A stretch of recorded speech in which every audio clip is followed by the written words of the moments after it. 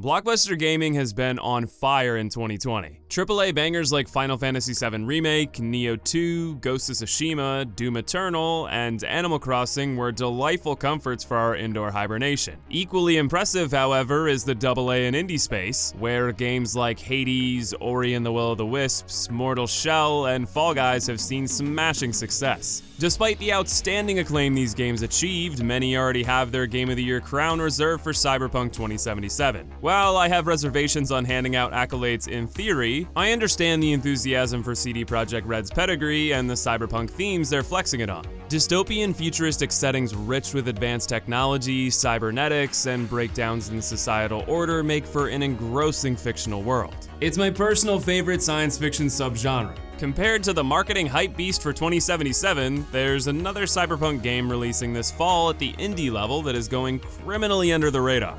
Ghostrunner, a single-player, first-person cyberpunk slasher. Full disclosure that I've become part of its marketing campaign as this is a sponsored video, but as always, all opinions are my own. Cards on the table, I am now just as excited for Ghostrunner as I am for 2077. Some of you may scoff at the notion, but hear me out.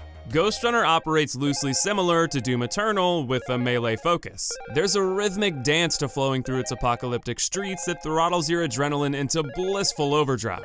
You play as an android employing a fast-paced ultra-violent katana slash powerful enough to dice enemies in a single blow. They return the favor in kind, with a single stray bullet ending your run instantly. Kill or be killed, with split-second mistakes on either end being the deciding factor. Your technological augments provide clever movement options to increase your chances of survival with wall runs, dashes, speedy slides, and Matrix-style time manipulation. If you fail, you get an instant restart from a generous checkpoint that allows you to hop immediately back into the action and learn how to best handle each situation. As you learn the level layouts, enemy behavior, and master your toolkit, the game evolves from a simple run-and-slash arena-to-arena platforming experience to a non-stop thrill ride of your own making to test the limits of your speed and skill. The synthwave soundtrack amplifies the intensity and is matched brilliantly by narration from a disturbing whisper that guides you to its prison. Without going deeper, there is something I'd like to share with you that I rarely get to: raw gameplay.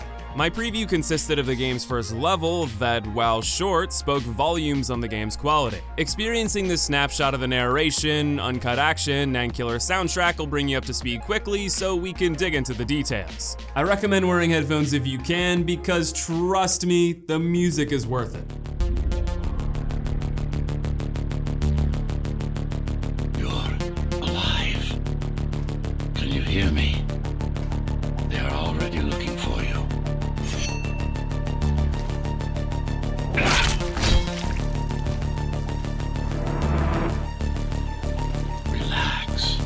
Your implants are still adjusting to the software.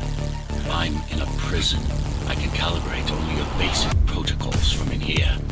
It'll have to suffice for now. A trespasser spotted at Metro Station. This is bad. You'll have to fight your way out of here. The air ducts lead to another sector. God, your software is a mess. I've rebooted your acceleration module. You should be able to squeeze through that turbine. You can use acceleration while in the air. The trespasser is in the air ducts. Careful now. They'll be waiting for you. Initiating the sensory boost. Focus. Hit hard and go for the kill. Well done. But you won't last long in this state. You have to get me out of prison so I can get your software in order. I'm being held outside this dome zone.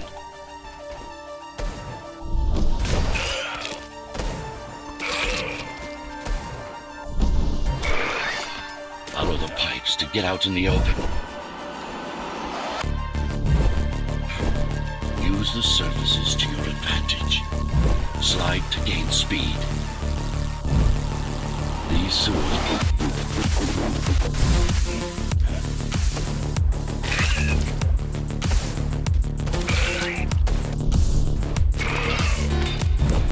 Check my signal. They know I'm talking to you. It's only a matter of time before they breach the doors to my cell. Find me before they get inside. Dome on lockdown. Each guard has a built-in lockdown chip. Disabling them will unlock the doors. Tenants found outside their homes will be considered part of the rebel forces and treated as such.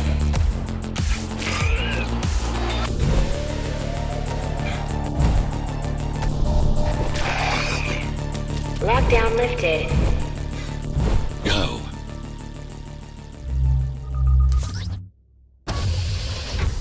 There's no direct access to the prison tower. I'm uploading drivers for gap jammer implant. Prison towers up ahead. Hope you're not afraid of heights. They're breaching.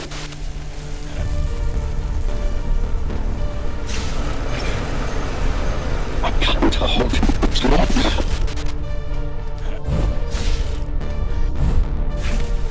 Find my cell. There's little time.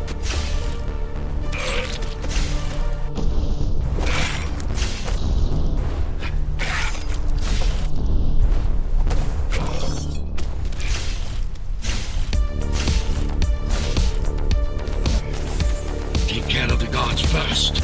Prisoner termination protocol initiated.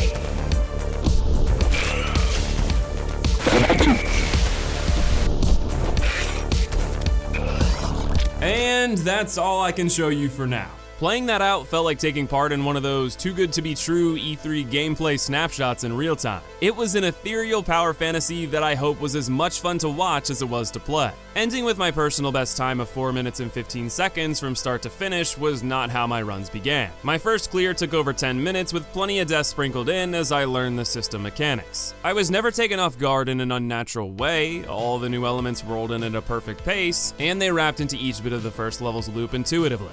What I found interesting was how inclined I was to play again after my first victory. It's one of those games where I know I can do better. It played out like an obstacle course with perfect tools for me to gradually improve my ability to hurdle through not only quickly, but efficiently every time. I shaved my second run down to 5.5 minutes, and after nearly 2 hours of runs, I reached my record time of 4:15. I was shocked at how quickly time flew by, and even more by my desire to continue chasing an even better time. Optimizing every little bit of movement while still finding room for stylish kills was addicting in the best way possible. I was initially skeptical about the insta-kill choice, but in hindsight, it makes perfect sense. The game isn't about singular combat, rather it's about recognizing how to best utilize your abilities against enemy placements, level design, and your own standards to achieve the best results overall in each situation.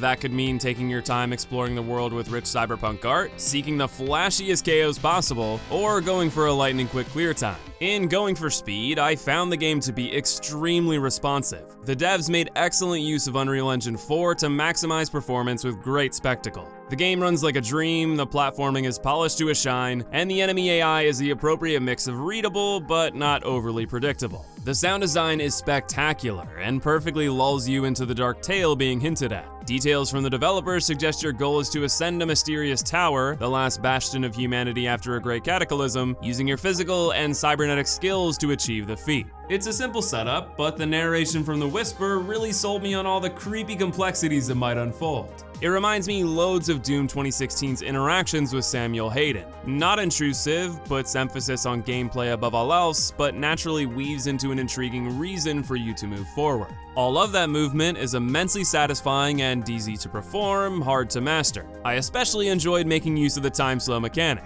I loved seeing your tools and the level complexity evolve slowly over the course of the level, and I'm looking forward to what else the game has in store for the full release. On that note, if you're interested, you can pre-order the game on Steam, Epic Games Store, or PlayStation Network until October 26th for a 20% discount and 2 bonus katana skins, or Microsoft Store for 10% off. The game releases on PC, PS4, Xbox One, and Nintendo Switch October 27th. For $30, those discounts go a long way into making what is shaping up to be a great game even more affordable, which is awesome. My only reservation about the game is longevity, considering how short the first level was, but considering I played it for almost 2 hours, I obviously see replayability. You'll have to ask yourself how much you would enjoy rerunning levels, whether the price is right for that, and keep in mind I have no concrete idea how much content will be in the final release. To stay tuned for details on that, you can follow Ghostrunner on their various social medias on the screen, as well as join their Discord. Links will be in the description. Plus, you can stay tuned to the channel for a review coming on release. I appreciate you all tuning in. I feel lucky getting the opportunity to do previews of games I'm genuinely thrilled to share with you all, and sponsorships of course do go a long way into supporting the channel. That wouldn't be possible without your viewership, so thank you. I am always eager to introduce you guys to new games. I love the comments I get about various games I've gotten people into, so I hope Ghostrunner piqued your interest. On that note, I want to thank you for watching today, much love to you, and I'll see you in the next video.